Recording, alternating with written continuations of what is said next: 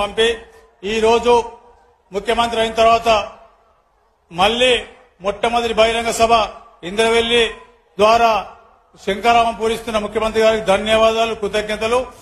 దాంతో పాటు ముఖ్యమంత్రి వర్యులకు ఒకటే మీ విన్నపం ఆధీనం చేసినాం. మంత్రాల సభలు కూడా చేయడం జరిగింది. ఆ రోజు ఒకటే మాట చెప్పడం జరిగింది, ఆదిలాబాద్ జిల్లా ఆదివాసుల జిల్లా, అమాయకుల జిల్లా, అడవుల జిల్లా, ఈ జిల్లాకు ఆధీనం వెనుకబడి ఉందామని చెప్పడం జరిగింది.